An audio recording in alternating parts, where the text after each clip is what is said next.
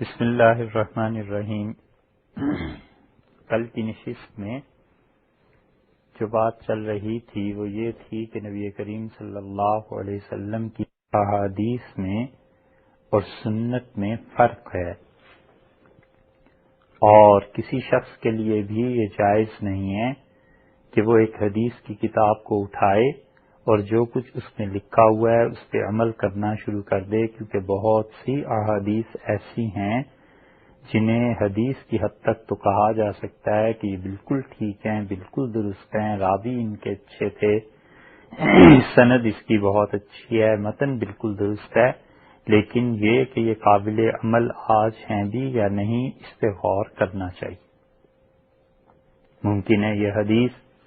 صحابہ کرام رضی اللہ عنہم نے واقعہ ذکر کیا ہے، نقل کیا ہے، لیکن یہ کہ اصل میں یہ عمل نہیں ہوگا اس پہ، اور عمل نہ ہونے کی بھی ایک وجوہ ہیں۔ اسی طرح یہ بھی ہوتا ہے کبھی کہ وہ راوی ایک واقعہ ذکر کر دیتا ہے،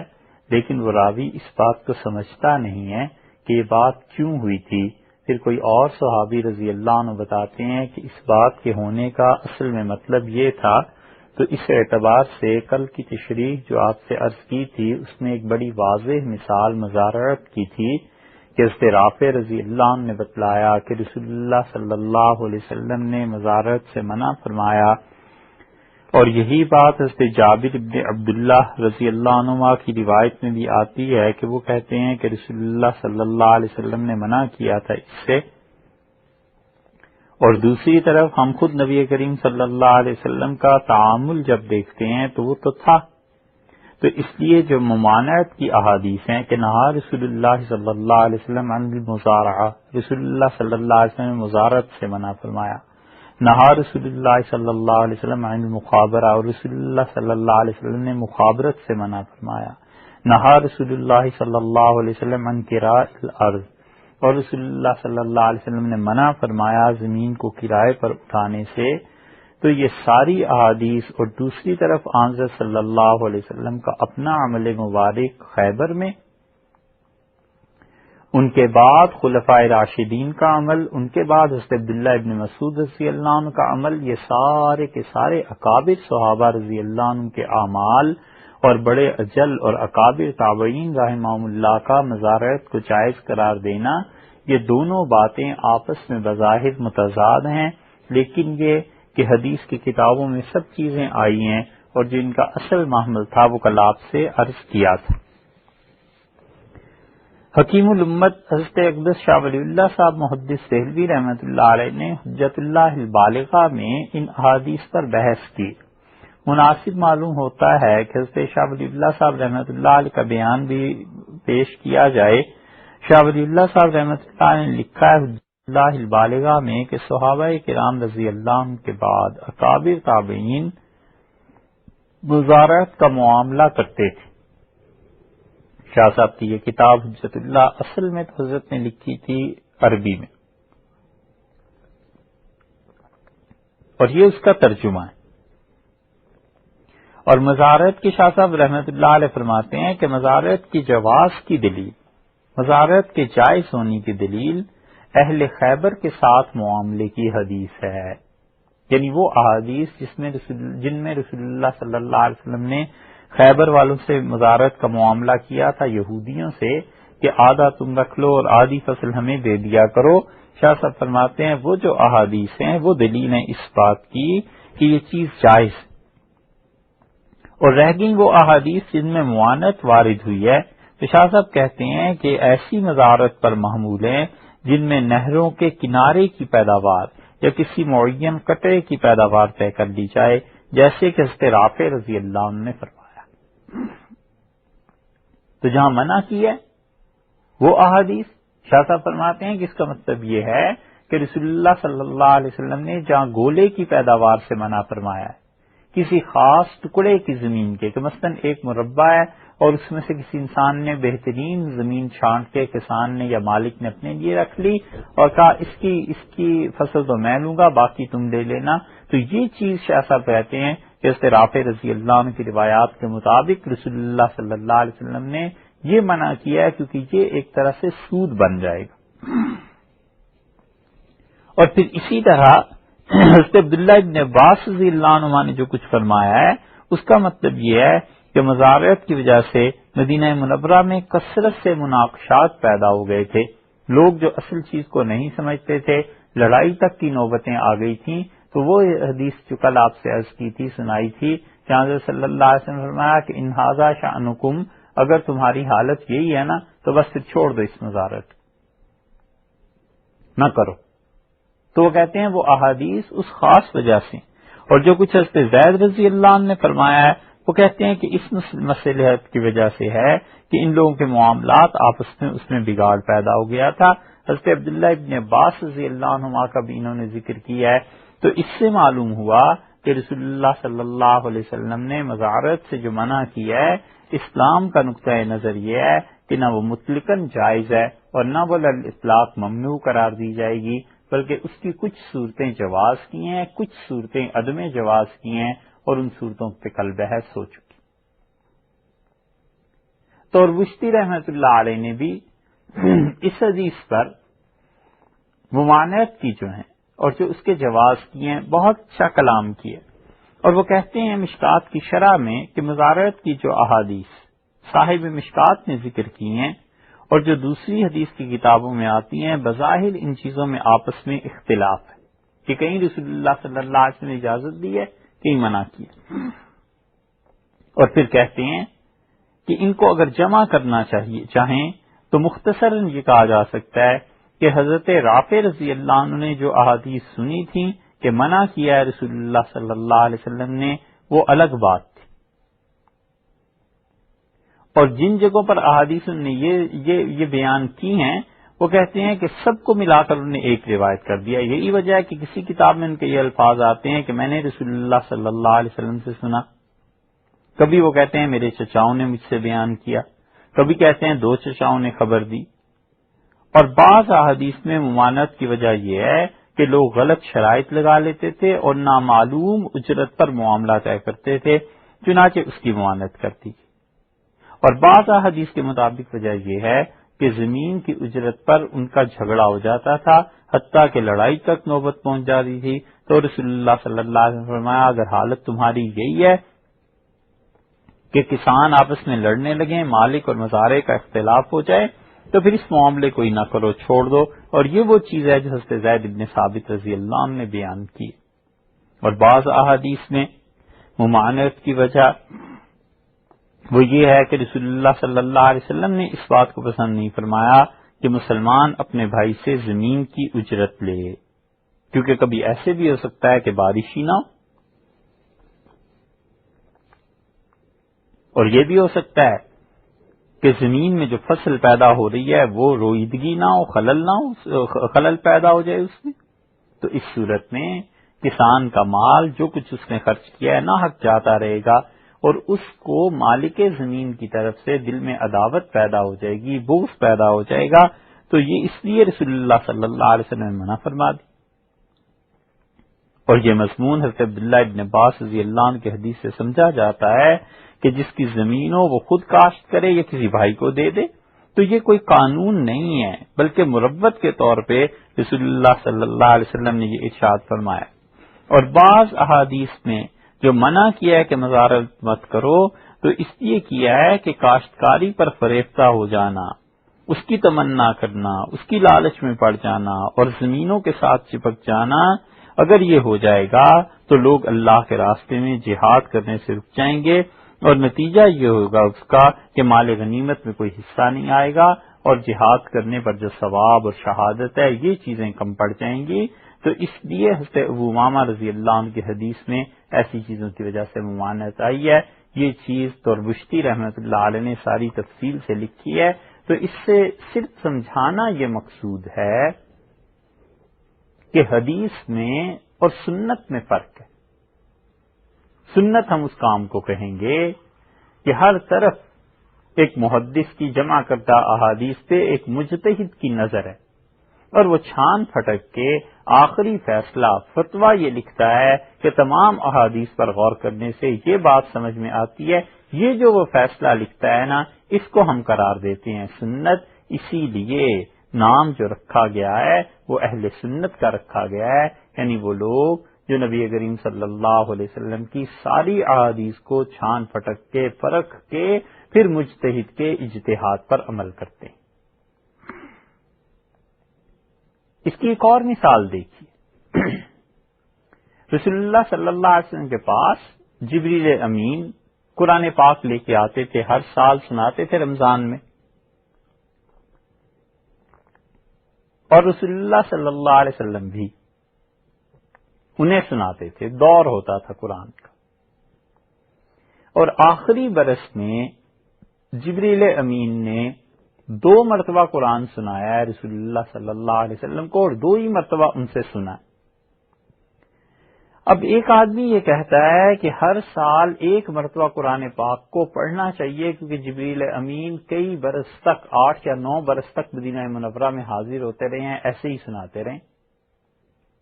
جب وہ یہ کہے گا تو دوسرا آدمی جس کی حدیث پہ گہری نظر سے زیادہ وہ کہہ سکتا ہے کہ بھئی آخری سال میں تو 2 مرتبہ ہوا ہے،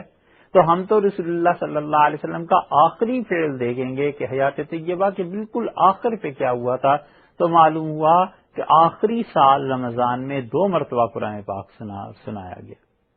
اور یہ وہ چیز ہے جس سے خود رسول اللہ صلی اللہ علیہ وسلم نے اپنی وفات پر دلیل لی تھی،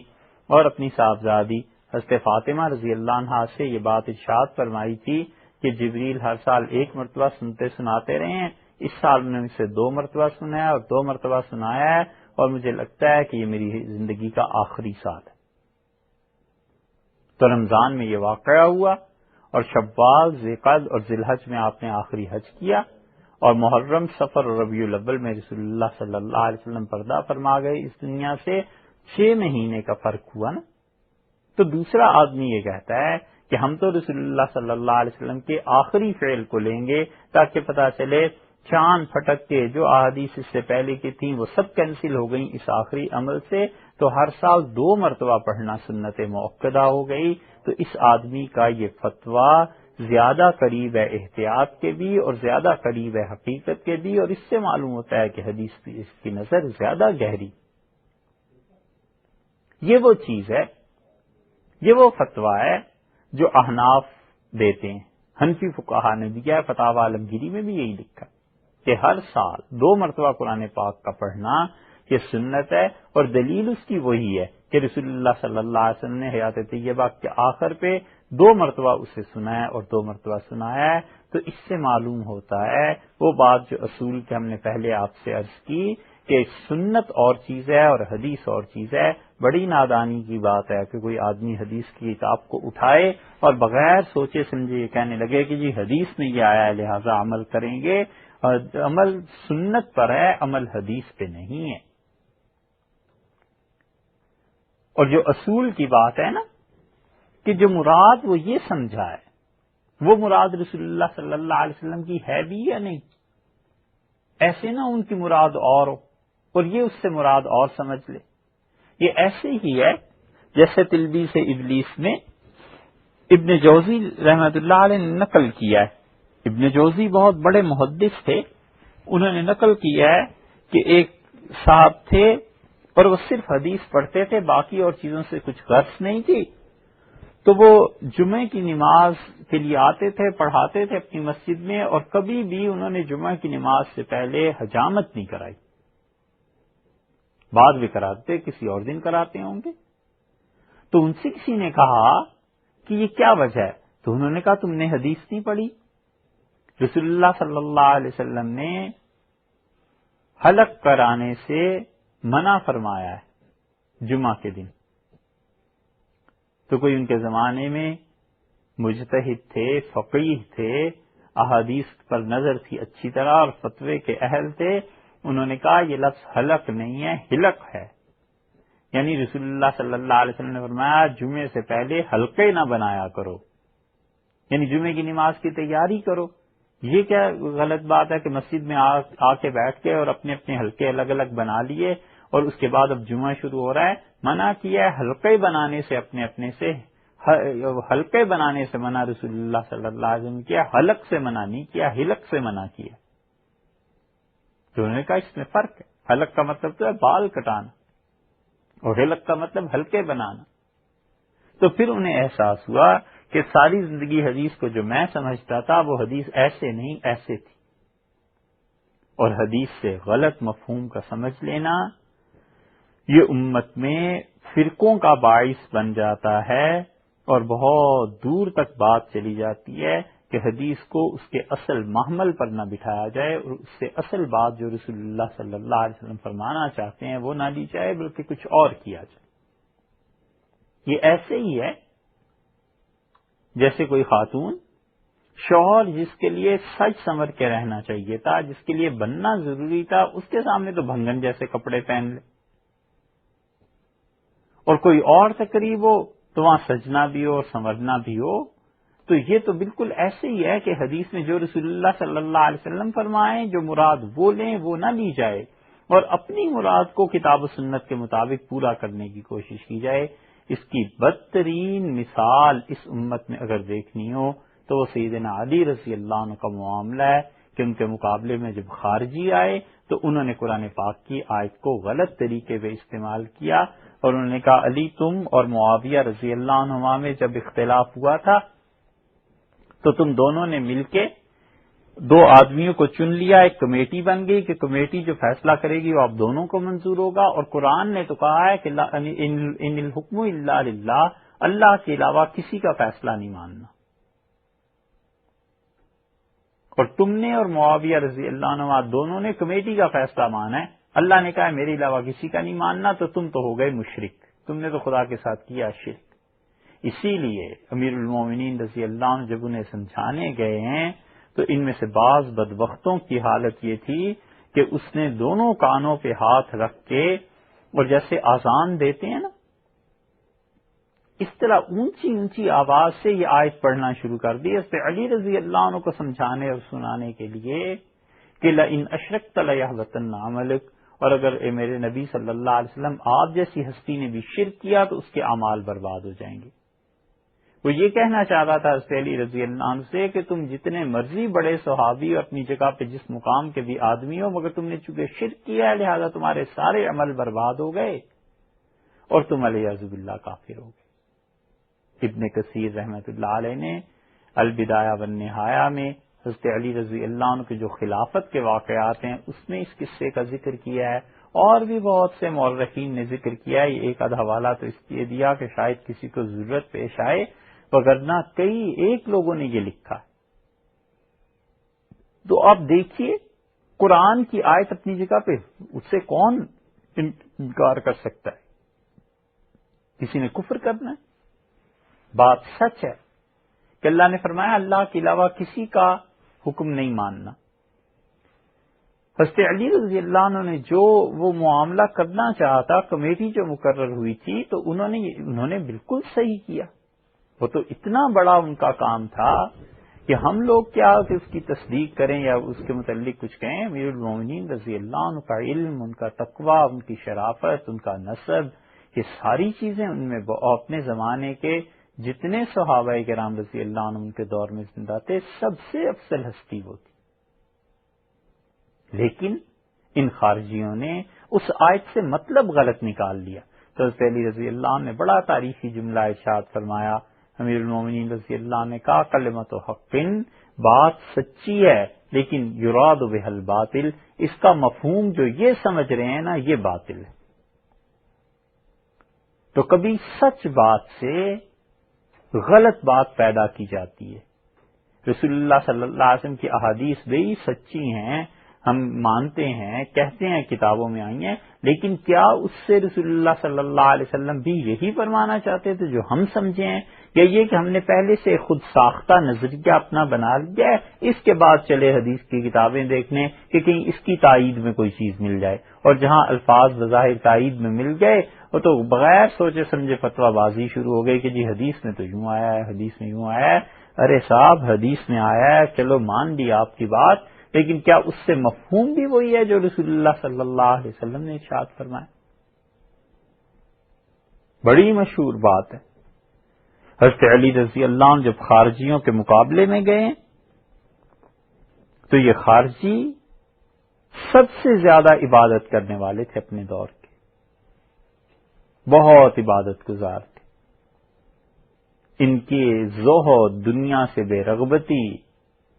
اور ان ظالموں کے تقوی اور ان فاسقوں کے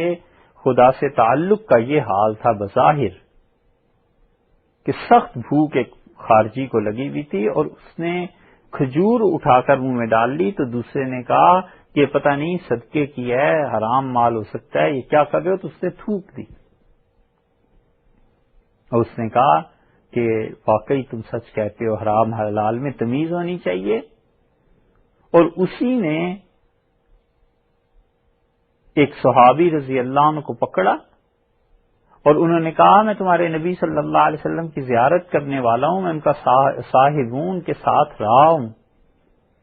اور اس نے انہیں بھی قتل کیا، ان کی اہلیہ کو بھی قتل کیا، اور جو بچہ پیدائش کے قریب تھا ابھی اس بچے کو بھی نکال کے ذبح کر دیا. یہ سر پھرے اس معاشرے میں بھی بڑے سارے مل جائیں گے جو اتنی باریکی سے دین کو ایک طرف دیکھتے ہیں کہ 19-20 کیا 19.5 اور 20 کا فرق نہ آنے دیں، اور دوسری طرف وہ اتنے بڑے بڑے گناہ کر گزرتے ہیں کہ انہیں ذرا اللہ کا خوف نہیں آتا. یہ اعتدال سے ہٹے ہوئے لوگ یہ ہیں خارجی ذہن کے. تو حضرت علی رضی اللہ عنہ کے مقابلے میں جب آئے تو امیر المومنین رضی اللہ عنہ سے کہا کہ یہ تم مجھے کیسے کافر کہتے ہو؟ اس فتوے کی کیا اصل ہے؟ حضرت علی رضی اللہ عنہ اس اعتبار سے بڑی مظلوم ہستی تھی کہ کسی خلیفہ کو کافر نہیں کہا گیا سوائے ان کے لوگ اتنے ظالم تھے کہ ان کے منہ پہ آ کے یہ کہنے لگے. تو انہوں نے کہا ہم تو نہیں کہتے، قرآن یہ کہتا ہے. اب بھی آپ ان گمراہ لوگوں کو دیکھیں نا، جو گمراہ اٹھتا ہے وہ کہتا ہے کہ قرآن یہ کہتا ہے، حدیث یہ کہتی ہے، جسے قرآن کی ایک آیت کا ترجمہ بھی ٹھیک نہیں نہ آتا،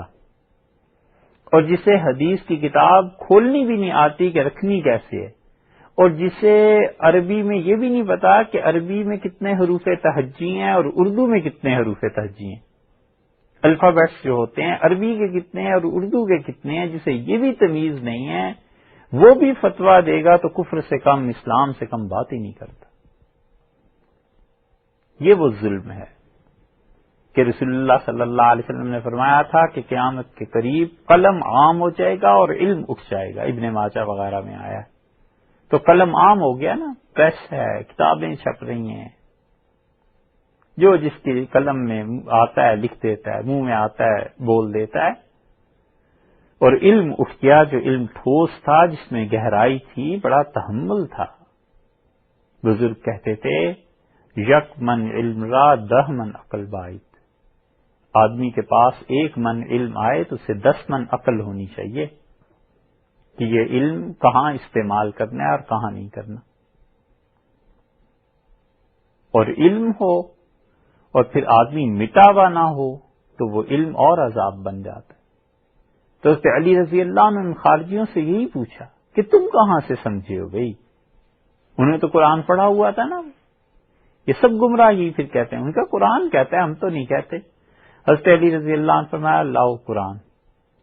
تو قرآن پاک لایا گیا. اس زمانے میں قرآن پاک بہت لمبے چوڑے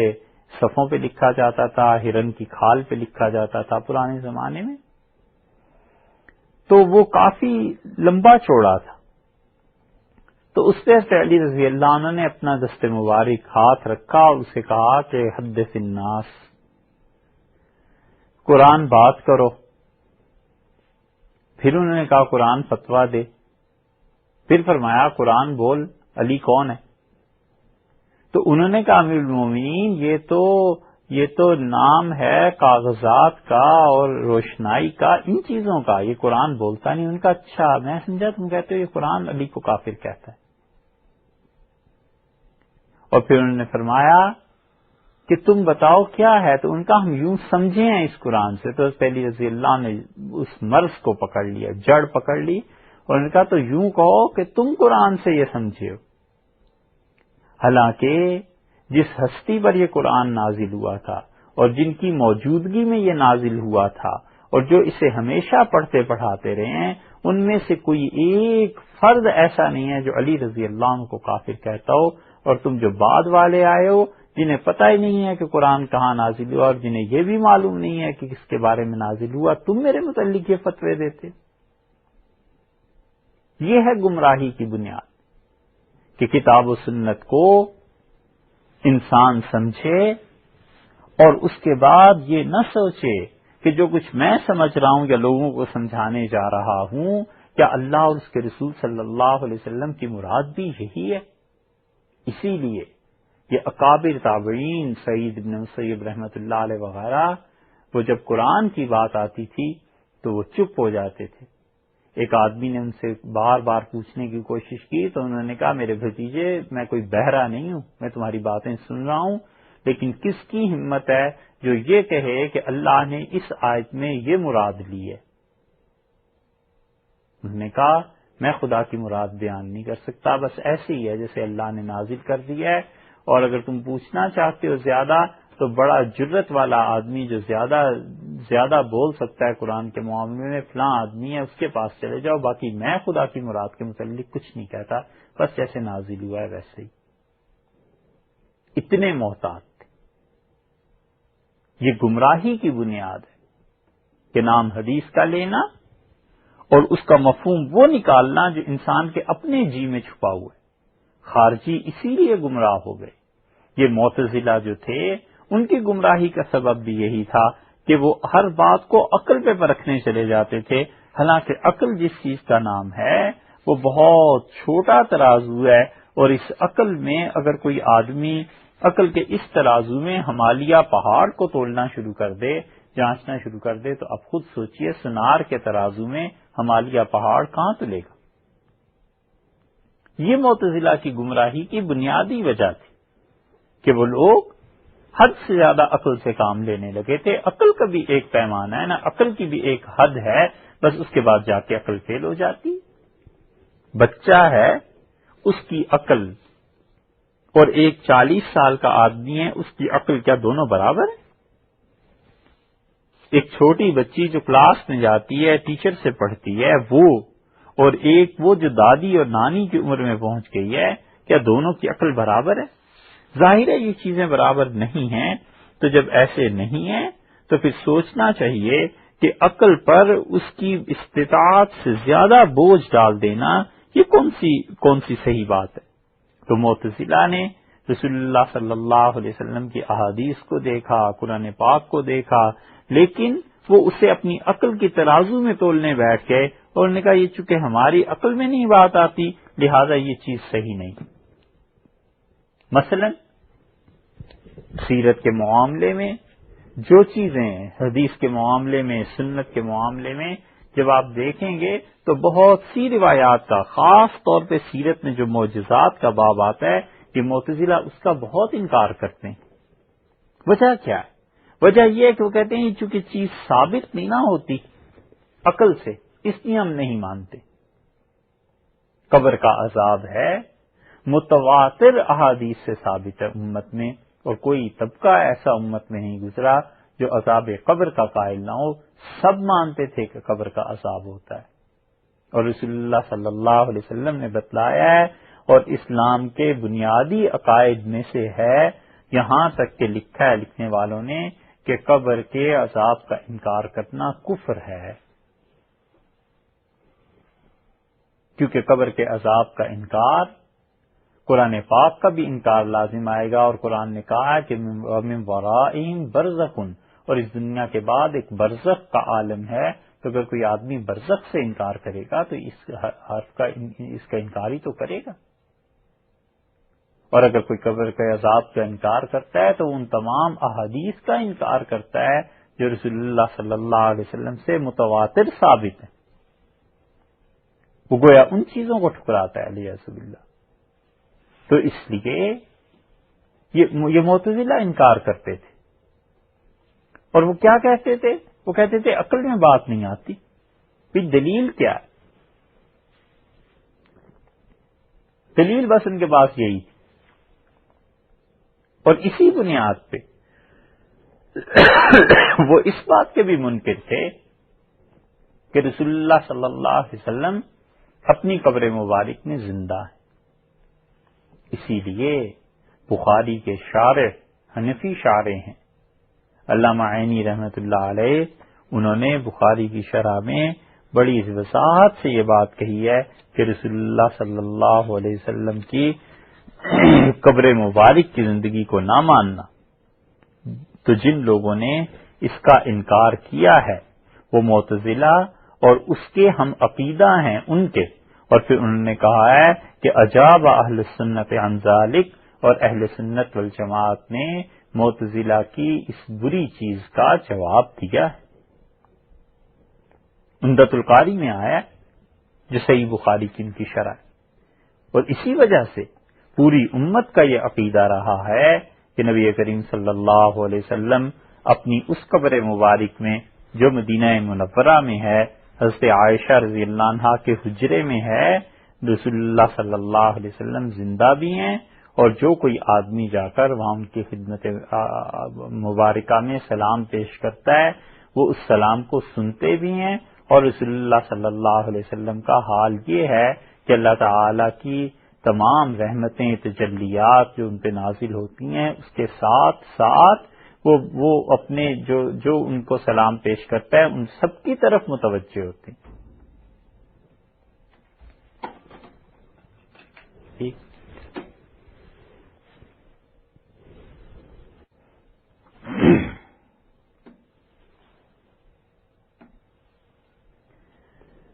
کاش کہ یہ معتزلہ ہمارے زمانے میں ہوتے تو ہم ان کی خدمت میں عرض کرتے کہ اتنی جہالت کی بات، غور سے کیا قرآن پاک بھی نہیں پڑھا؟ حضرت صلی اللہ علیہ وسلم کی حیات طیبہ کو قبر میں نہ ماننا یہ تو قرآن کے علوم اور معارف سے ناواقف ہونے کا نتیجہ ہے۔ قرآن پاک میں کیا آیا ہے اس کے سلیمان علیہ الصلوۃ والسلام کے قصے میں؟ سورہ سبا میں اللہ نے فرمایا فلما قضینا علیہ الموت، اور جب ہم نے حکم جاری کیا موت کا حضرت سلیمان علیہ الصلوۃ والسلام پہ، ما دلہم علی موتہ، تو کوئی چیز نہیں تھی جسے پتہ چلا ہو ان کی وفات کا، الا دابۃ الارض، سوائے اس کیڑے کے، وہ جو کیڑا تھا اسے پتہ چلا، گھن کو، تأکل من ساعتہ، اور وہ کھاتا تھا کس چیز کو؟ اس لاٹھی کو جس پہ حضرت سلیمان علیہ الصلوۃ والسلام ٹکے ہوئے تھے، ان کا جسم مبارک۔ تو اس گھن نے، اس کیڑے نے اس لاٹھی کو کھا لیا۔ جب کھا لیا تو سیدھی سی سوچنے کی بات یہ ہے کہ اللہ تعالیٰ نے بتایا کہ حضرت سلیمان علیہ الصلوۃ والسلام کا جسم مبارک زمین پہ گر پڑا۔ خرہ کا لفظ قرآن نے استعمال کیا، اس لفظ پہ تو بعد میں بات کرتے ہیں، پہلے تو سوچنے کی بات یہ ہے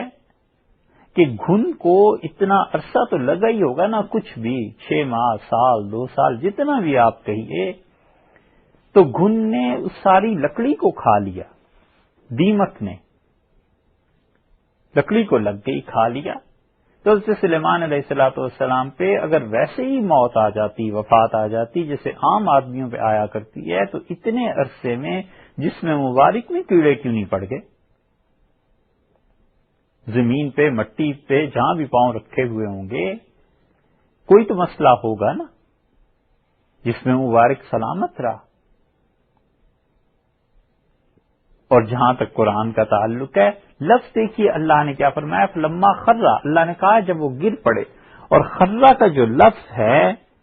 اس سے بھی ان کی حیات مبارکہ پر استدلال ہوتا ہے، اور وہ اس طرح سے کہ قرآن نے جہاں یہ لفظ استعمال کیا ہے کسی زندہ انسان کے جھک جانے اور گر جانے کے لیے استعمال کیا۔ آپ دیکھیں قرآن پاک میں کہاں کہاں یہ آیات آئی ہیں، کچھ مثال اس کی دیں کہ خرہ کا لفظ اللہ تعالی نے ان جگہوں پر استعمال فرمایا جہاں کوئی زندہ انسان جھکتا ہے، یا زندگی ہے اس میں اور بے ہوشی طاری ہو گئی، گر گیا۔ سورہ اعراف میں اللہ نے فرمایا فلما تجلی ربہ للجبل، اور جب اس کے پروردگار نے تجلی کی اس پہاڑ پر تو پہاڑ تو ہو گیا ٹکڑے ٹکڑے، وخر موسیٰ، اور موسیٰ علیہ الصلوۃ والسلام گر پڑے۔ یہ زندہ تھے نا، وفات تو نہیں ہو گئی تھی. تو زندہ آدمی جب گرائے سیدنا موسیٰ علیہ الصلوۃ والسلام تو اللہ نے اس پہ فرمایا، سورہ حج میں فرمایا وَمَن یشرک باللہ، اور جو اللہ کے ساتھ شرک کرتا ہے فَكَأَنَّمَا خَرَّ مِنَ السَّمَاءِ، وہ ایسے ہی ہے جیسے کوئی آدمی آسمان سے گر پڑے. اگر وہ لاش ہے تو وہ گرے یا نہ گرے اس کے لیے تو برابر ہے. قرآن تو بتاتا ہے کہ جیسے کوئی زندہ انسان گر پڑے. اسی گرنے کو حضرت سلیمان علیہ الصلوۃ والسلام کے والد کے معاملے میں دیکھیے آپ. حضرت داؤد علیہ الصلوۃ والسلام کے متعلق سورہ صاد میں آیا ہے، اللہ نے فرمایا داؤد علیہ السلام کو پتہ چل گیا کہ انما فتناہ، ہم نے ان کا امتحان لے لیا ہے. تو کیا ہوا ان کے لیے؟ وہ اللہ تعالی کے سامنے گر پڑے، سجدے میں رکوع میں گر پڑے. اور گرنے سے بھی پتہ چلتا ہے کہ ایک دم سے گر پڑے. جب اندازہ ہوا کہ میرے امتحان آزمائش ہو گئی ہے یہ، تو اللہ کے سامنے جھک گئے، گر پڑے. اسی خرہ کے لفظ کو آپ دیکھیے، ایک اور جگہ قرآن میں آیا ہے، کتنی مثالیں اس کی دی جائیں. اللہ تعالی نے فرمایا رفع ابویہ علی العرش، اور اس نے کیا کیا؟ اپنے والدین کو تخت پر بٹھایا. وَخَرُّوا لَهُ سُجَّدًا، اور وہ سارے بھائی سجدے میں گر پڑے. تو یہ زندہ تھے یا وفات ہو گئی تھی؟ یہ سب زندہ تھے، اور زندہ کے جھکنے اور زمین پہ گر جانا ایک دم سے اور سجدہ کرنا، اس کے لیے اللہ تعالی نے استعمال فرمایا اس لفظ کو. اسی لیے اہل ایمان کی تعریف کی ہے سورہ فرقان میں، اور فرمایا اذا ذکروا بآیات ربہم، جب انہیں نصیحت کی جاتی ہے، اپنے پروردگار کی نشانیاں آیات سنائی جاتی ہیں، لم یخروا علیہا صما وعمیانا، تو وہ اندھے بہرے ہو کے گر نہیں پڑتے، غور کرتے ہیں. سورہ اسراء میں بنی اسرائیل میں اللہ تعالی نے اہل ایمان کی تعریف کی ہے، اور اللہ نے فرمایا جنہیں ہم نے علم دیا تھا اس قرآن پاک سے پہلے بھی، یعنی پچھلی امتوں کے جو لوگ ہیں، جب قرآن پاک کی آیات کی چیزیں ان کو پڑھ کے سنائی جاتی ہیں، خدا کے سامنے سجدوں میں گر جاتے ہیں. ہر جگہ یہ لفظ استعمال ہوا ہے کسی زندہ آدمی کے گرنے کے لیے، بے ہوشی کے لیے، سجدہ کرنے کے لیے. ایک یہی مقام رہ گیا ہے جہاں میت کے لیے استعمال ہونا تھا. یہ دلیل ہے اس بات کی کہ حضرت سلیمان علیہ الصلوۃ والسلام کا جسد اطہر جو زمین میں آیا ہے تو نبی تھے نا. جب وہ نبی تھے علیہ الصلوۃ والسلام، اور یقیناً نبی تھے، تو ان میں حیات تھی. یہ حیات کی دلیل نہیں ہے. اسی لیے معتزلہ جو انکار کرتے تھے ہمارے زمانے میں ہوتے تو ان کے سامنے یہ بات پیش کرتے کہ اتنی قرآن سے ناواقفیت ہو جائے. رسول اللہ صلی اللہ علیہ وسلم کی حیات طیبہ یقیناً حضرت سلیمان علیہ الصلوۃ والسلام کی حیات طیبہ سے افضل ہے، اور حضرت صلی اللہ علیہ وسلم کے قبر مبارک میں زندہ ہونے کا تو خیر کوئی اختلاف ایسا ہے ہی نہیں امت. انبیاء علیہ الصلوۃ والسلام کے متعلق الحاوی للفتاوی میں علامہ سیوطی رحمۃ اللہ علیہ نے بڑے صاف الفاظ میں نقل کیا ہے کہ حیات النبی صلی اللہ علیہ وسلم فی قبر ہی، اور رسول اللہ صلی اللہ علیہ وسلم کا اپنی قبر مبارک میں زندہ ہونا، وسائر الانبیاء، اور تمام انبیاء علیہ الصلوۃ والسلام کا زندہ ہونا، معلومتن عندنا، ہمارے نزدیک یہ بالکل ٹھیک ہے، علماً قطعیاً، قطعی طور پر یہ ثابت ہے، علم قطعی سے ثابت ہے. اس لیے کہ وہ کہتے ہیں کہ ہمارے نزدیک اس کی جو دلائل ہیں وہ تواتر کی حد تک پہنچے. امام بہقی رحمۃ اللہ علیہ نے بڑا وسیع علم تھا ان کا، اور بہقی ان کے متعلق کہا جاتا ہے تھے مسلکن وہ شافعی، اور لکھنے والوں نے لکھا ہے اور کچھ مبالغے سے کام نہیں لیا انہوں نے، کہ وہ کہتے ہیں امام شافعی رحمۃ اللہ علیہ کے احسانات ان کے سارے پیروکار جتنے بھی ہیں ان پہ ہیں سوائے بہقی کے، کہ بہقی کا احسان ہے امام شافعی رحمۃ اللہ علیہ پر بھی کہ انہوں نے اپنے امام کے ایک ایک مسئلے کو کتاب و سنت سے ثابت کر کے کتابوں میں لکھا ہے. اسی لیے کسی آدمی کا علم جو بہت وسیع تھا اس کو پرانے زمانے کے لوگ لکھتے تھے کہ یہ بہقی دورہ ہے، اپنے زمانے کا بہقی۔ یہ تفسیر مظہری کے جو مؤلف ہیں قاضی ثناء اللہ پانی پتی رحمۃ اللہ علیہ، ان کو شاہ عبد العزیز صاحب محدث دہلوی رحمۃ اللہ علیہ نے ایک خط میں لکھا ہے کہ آپ بہقی دورہ ہیں، آپ اپنے زمانے کے بہقی ہیں، اس لیے کہ حضرت کا علم قاضی صاحب رحمۃ اللہ علیہ کا بہت وسیع تھا۔ امام بہقی رحمۃ اللہ علیہ نے کتاب الاعتقاد میں فرمایا، یہ انہوں نے کہا کہ انبیاء علیہ السلام کی روحیں ان کی طرف لوٹا دی جاتی ہیں، اور پھر انہوں نے صاف کہا کہ بلا شک و شبہ حی بعد وفاتہ ان نبینا صلی اللہ علیہ وسلم، ہمارے رسول صلی اللہ علیہ وسلم اپنی وفات مبارک کے بعد زندہ ہیں۔ تقی الدین سبکی نے لکھا ہے، وہ کہتے ہیں کہ رسول اللہ صلی اللہ علیہ وسلم کی حیات طیبہ وہ ثابت ہے قبر میں، اور وہ کہتے ہیں کہ اس کا ثبوت حضرت موسیٰ علیہ الصلوۃ والسلام کا اپنی قبر میں نماز پڑھنا ہے، کیونکہ نماز پڑھنا زندہ جسم کا تقاضا کرتا ہے، نماز اسی کی ہے جس کا جسم زندہ ہے، تو حضرت موسیٰ علیہ الصلوۃ والسلام کا جسم مبارک زندہ تھا، اسی لیے تو رسول اللہ صلی اللہ علیہ وسلم نے معراج میں انہیں دیکھا ہے کہ وہ نماز پڑھ رہے تھے۔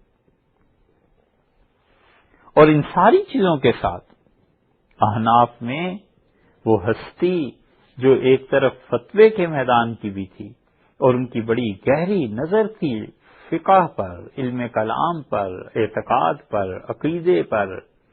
اور اس کے ساتھ ساتھ صحابہ کرام رضی اللہ عنہم کی تصریحات اور تعلیمات پہ، اور دوسری طرف اللہ نے بڑا راسخ قدم دیا تھا تصوف میں انہیں، اور بلا شک و شبہ اولیاء کرام میں سے تھے۔ حضرت مجدد الفسانی رحمۃ اللہ علیہ انہوں نے اپنی مکتوبات میں دوسری جلد میں صاف لفظوں میں لکھا ہے کہ یہ تو آپ نے سنا ہی ہوگا کہ انبیاء علیہ الصلوۃ والسلام اپنی قبروں میں نماز پڑھتے ہیں۔ حضرت مجدد رحمۃ اللہ علیہ نے اصل میں اپنے اس مکتوب میں قبر پر بات کی ہے، اور بتاتے ہیں کہ قبر جو ہے وہ ایک چھوٹا برزخ ہے، اور اس کے دونوں اطراف ہیں، ایک حصہ اس کا عالم ایک ایسا ہے جو آخرت سے ملتا ہے، اور ایک ایسا ہے جو دنیا سے ملتا ہے، کہ ظاہر میں ہم قبر دیکھتے ہیں، یہ ہم اس کی تشریح کر رہے ہیں، حضرت مجدد رحمۃ اللہ علیہ کے الفاظ نہیں ہیں، مگر یہ کہ حضرت وہاں پہ قبر کی حالت بیان کی ہے کہ اس کا وہ حصہ جو آخرت سے ملتا ہے وہ ثواب اور عذاب سے تعلق رکھتا ہے، اور وہ حصہ اس کا جو دنیا سے ملتا ہے تو ہم ظاہر میں دیکھتے ہیں۔ اس میں حضرت مجدد رحمۃ اللہ علیہ نے فرمایا ہے یہ تو آپ نے سنا ہی ہے کہ انبیاء علیہ السلام اپنی قبروں میں نماز پڑھتے ہیں، یعنی یہ بات حق ہے۔ اس لیے معتزلہ نے جو انکار کیا تھا، جیسے کہ ان کا انکار نقل کیا علامہ عینی رحمۃ اللہ نے بخاری کی شرح میں، وہ کیا تھا؟ اپنی عقل پر ضرورت سے زیادہ بوجھ ڈالنا، خام خواہ اپنی عقل کو ان چیزوں کے لیے استعمال کرنا جو ان کی عقل میں چیز آ نہیں سکتی تھی۔ اسی لیے حافظ تھے، حافظ ابن حجر رحمۃ اللہ علیہ، ایک جگہ پر انہوں نے فتح الباری میں غالباً 7ویں جلد میں بڑی صراحت سے یہ بات لکھی ہے کہ انبیاء علیہ الصلوۃ والسلام اور قبر کا عذاب اور قبر کے معاملات یہ سب چیزیں ایسی ہیں جو انسان کی عقل میں بظاہر نہیں آتی، لیکن عقل سے بلند تر چیزیں ہیں، عقل سے ماورا چیزیں ہیں، خلاف عقل نہیں ہیں۔ یہ حضرت کی عبارت کا مفہوم سمجھ لیجیے۔ حنفیوں میں صاحب فتح القدیر ابن حمام رحمۃ اللہ علیہ کا نام کس نے نہیں سنا؟ 681 ہجری میں ابن حمام رحمۃ اللہ علیہ کا انتقال ہوا ہے، اور قریب تھا کہ وہ مجتہد مطلق ہو جاتے، اتنا علم اللہ نے اس شخص کو دیا تھا۔ انہوں نے جہاں پر فتح القدیر میں حج کے دنوں پر بحث کی ہے اور مدینہ منورہ کے متعلق بات کی، وہ صاف اس میں کہتے ہیں کہ جب مدینہ منورہ حاضری ہو تو رسول اللہ صلی اللہ علیہ وسلم کی قبر مبارک کے سامنے جائے اور یہ کہے کہ السلام علیکم ایھا النبی ورحمۃ اللہ وبرکاتہ، اور پھر کہتے ہیں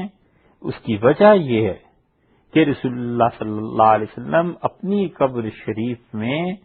قبر مکرم میں دائیں کروٹ قبلے کی طرف رخ کیے ہوئے، اور پھر کہتے ہیں کہ رسول اللہ صلی اللہ علیہ وسلم سے شفاعت کے لیے عرض کرے اور یہ کہے کہ یا رسول اللہ اسألک الشفاء، اللہ کے رسول میں آپ سے درخواست کرتا ہوں کہ قیامت میں اپنی شفاعت میں مجھے یاد رکھے۔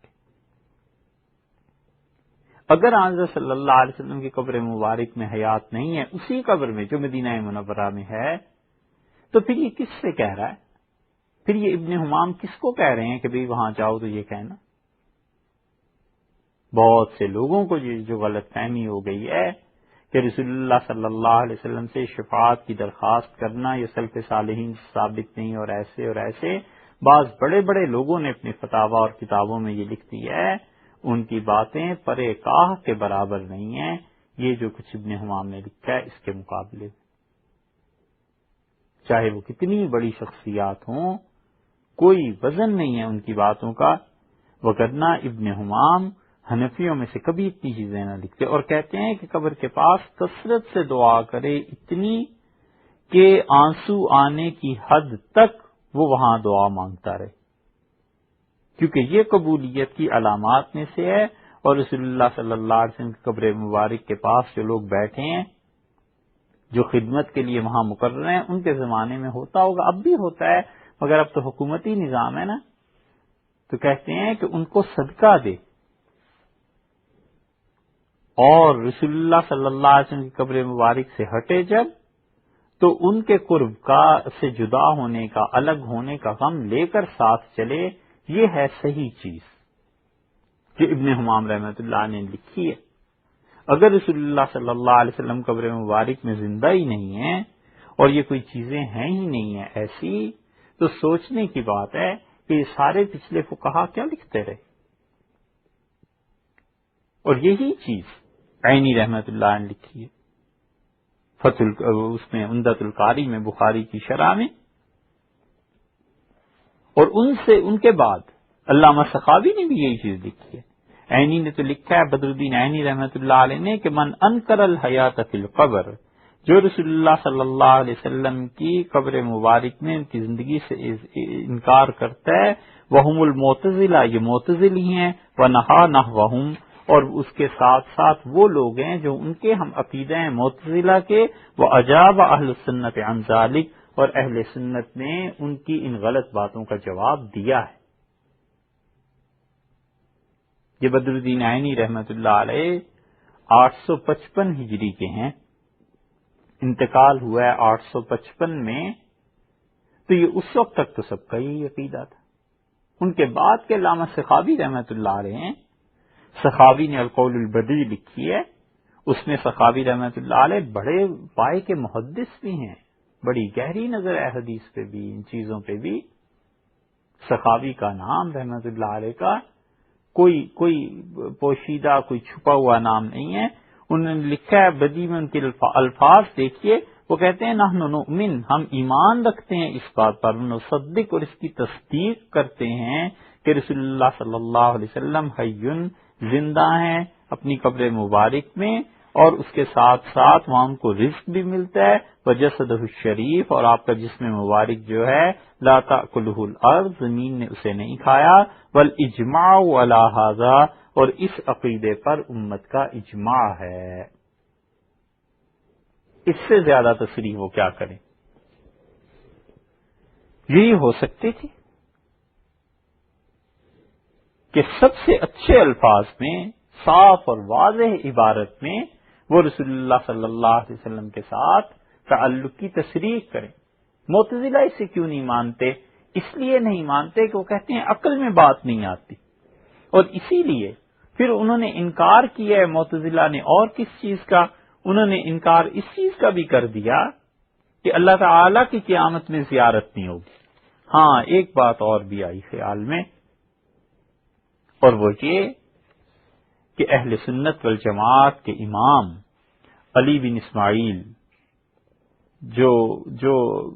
بن ابی بشر، جو کہ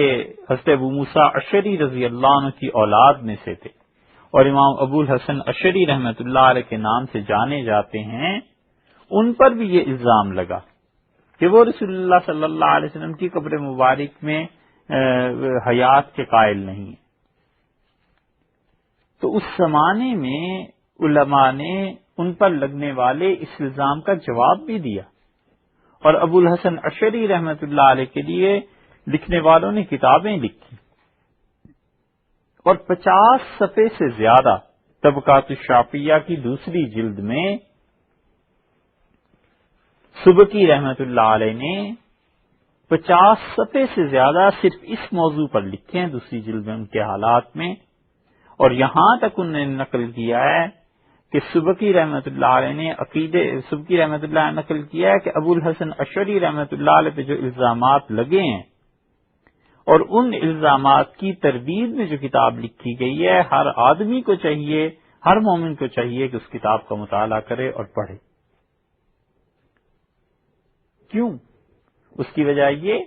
کہ ابو الحسن اشعری رحمۃ اللہ علیہ پہ جو جھوٹ باندھا گیا ہے کہ وہ رسول اللہ صلی اللہ علیہ وسلم کے لیے بعض چیزوں کے قائل نہیں ہے، اگر یہ بات لوگوں میں پھیل گئی تو لوگوں کے عقیدے بگڑ جائیں گے۔ اور معتزلہ وہ خدا کی رویت کا بھی انکار کرتے تھے، وہ کہتے تھے قیامت میں اللہ تعالیٰ کو دیکھا بھی نہیں جائے گا، حالانکہ قرآن نے صاف کہا ہے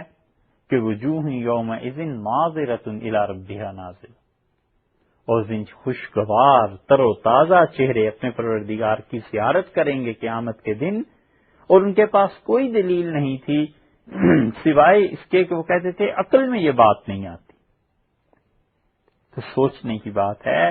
کہ عقل کی ایک حد ہے، بس اس سے زیادہ آگے عقل کام نہیں کرتی۔ تو رسول اللہ صلی اللہ علیہ وسلم کی سیرت مبارکہ میں جتنی باتیں آپ سنیں گے اس میں یقیناً معجزات کی بھی بات آئے گی، تو یہ بات وہاں کام آئے گی کہ کسی آدمی کا یہ کہنا کہ میری عقل میں بات نہیں آتی ہے، اس کی عقل کوئی عقل کل نہیں ہے۔ یہ ایسے ہی ہے جیسے کہتے ہیں میرے مطالعے سے تو نہیں گزرا، اور چاہے مطالعے کا حال یہ ہو کہ 15 برس میں 1500 صفحے بھی نہ پڑھے ہوں، زندگی کے اگر 40 سال ہیں تو 4000 صفحے بھی نہیں پڑھے، مگر کہتے ہیں میرے مطالعے سے، میری نظر سے نہیں گزرا۔ سبحان اللہ۔ تو وہ اصول کہ رسول اللہ صلی اللہ علیہ وسلم کی احادیث اول تو ثابت ہو، یقین ہو یا ظن غالب ہو کہ آپ نے فرمایا، پھر اس کے بعد جو اس سے مفہوم ہے وہ بھی پتا چلے کہ رسول اللہ صلی اللہ علیہ وسلم نے جو مفہوم فرمایا ہے لیا ہے، یا قرآن پاک میں جو مفہوم اللہ تعالی نے کہا ہے وہ مفہوم اور یہ جو کچھ سمجھا ہے یہ دونوں آپس میں ملتے ہیں۔ اور تیسری چیز وہ اس امت کا، اسلام کا، دین کا مجموعی مزاج ہے کہ مجموعی طور پر وہ جو کچھ سمجھتے ہیں ہم حدیث سے وہ اسلام کی کسی اور شک سے، کسی اور چیز سے ٹکراتا نہ ہو۔ تو جب آدمی ان ساری چیزوں کو سمجھتا ہے پھر جا کر کے ہی کہتے ہیں کہ اس انسان کا علم ٹھوس ہے، پختہ ہے۔ یہ جو ٹھوس علم ہے، ہمارے اساتذہ کہتے تھے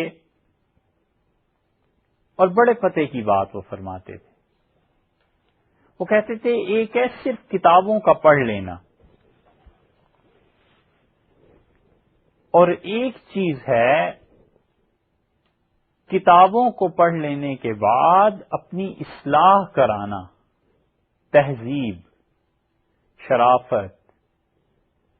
جو کچھ لکھا پڑھا ہے نا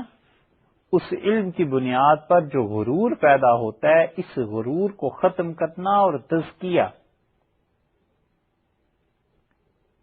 وہ کہتے تھے یہ ہونا چاہیے، اور اگر دونوں میں سے کوئی ایک پر بھی ٹوٹ گیا تو اساتذہ کہتے تھے وہ اڑنے کے قابل نہیں رہتا۔ اگر محنت سے علم حاصل نہیں کیا تو بھی اس شخص کا کوئی اعتبار نہیں ہے، اور اگر محنت سے علم حاصل کر لیا مگر غرور ہے علم کا، تکبر ہے، انسانیت سے گری ہوئی حرکتیں ہیں، حسد ہے، کبر ہے، غیبت ہے، ریاکاری ہے، دھوکہ ہے، اپنے آپ کو کچھ سمجھنا ہے، اپنی ذات کا غرہ ہے، اپنے ہونے کا شدید احساس ہے، وہ کہتے تھے اگر یہ بیماریاں ہیں تو بھی کچھ نہیں ہے، صحیح معنی میں جس انسان کی بات سننے اور ماننے کے قابل ہے وہ ہے جس نے محنت سے علم حاصل کیا اور علم کے جو مضر اثرات تھے، جو اپنی ہستی کا ہونے کا وجود اور غرور اور تکبر، ان چیزوں کو مٹایا اور اپنا تزکیہ ہوا اس کا، تو وہ کہتے تھے جب تزکیہ ہو جائے پھر اس آدمی کی بات سننے اور ماننے جاننے کے قابل۔ یہ تھی گر کی بات، کانٹے کی بات، پتے کی بات جو اساتذہ کہتے تھے۔ تو اس سے سمجھنا چاہیے کہ صرف اتنا کافی نہیں ہے کہ کوئی آدمی حدیث کی کتابیں کھول کے بیٹھ جائے اور کہ صحیح بخاری میں یہ آیا اور صحیح مسلم میں یہ آیا ہے، اور اس پہ بھی صرف اردو ترجمے دیکھ کے، عربی عبارت تو دور کی بات رہ گئی نا صاحب، صرف اردو ترجمے دیکھ کے، تو ایسے آدمی کی تصدیق اور تردید دونوں برابر ہیں، اس کا بولنا اور نہ بولنا دونوں برابر ہیں، اس کا ہاں کرنا اور نہ کرنا دونوں کا اعتبار نہیں، کیونکہ ایک تو اس نے علم حاصل نہیں کیا، اور اگر علم حاصل کیا ہے تو تزکیہ نہیں ہوا، اور جب علم حاصل ہو جائے اور تزکیہ بھی ہو جائے تو پھر ایک ایک لفظ کو وہ زبان سے بولتے ہوئے تولتا ہے کہ اس کی عزت کہاں جا کے پڑ سکتی ہے، اور اگر کوئی بھی مجھ سے نہیں پوچھے گا تو اللہ تو قیامت میں ہے، یقیناً اس کے یہاں پوچھو گے۔ رسول اللہ صلی اللہ علیہ وسلم نے فرمایا، میں نے ایک آدمی کو دیکھا،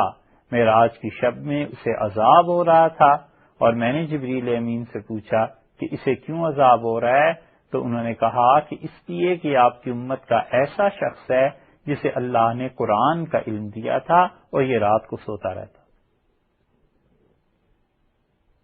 اس کا مطلب یہ ہے کہ جن لوگوں کو اللہ تعالیٰ قرآن پاک کا علم دیتا ہے، اس کی تفسیر، اس کی شرح، ان چیزوں کی توفیق بخشتا ہے، انہیں چاہیے کہ رات کو بھی خدا کے حضور میں کھڑے ہوں اور اللہ سے مانگتے رہیں۔ اگر رات کو نہیں کھڑا ہوگا تو ڈر ہے کہ اس حدیث کی لپیٹ میں وہ بھی نہ آ جائے۔ یہ ایسی چیز ہے، آپ اسی پہ پرکھ لیجئے، کتنے ہی ہمارے زمانے میں جو ریٹائرمنٹ ہو گئی دفتر سے اور بیٹھ گئے تفسیر لکھنے، تو قرآن کا علم اگر اتنا ہی آ گیا ہے تو اس حدیث سے نجات کیسے مل سکتی ہے؟ یہ سب سوچنے کی باتیں ہیں۔ ایک بات تو یہ تھی جو ان 3 نشستوں میں پوری ہوئی کہ سیرت طیبہ جو اب شروع کیا ہے، اللہ کے فضل سے تقریباً 2 برس کے بعد موقع ہوا ہے،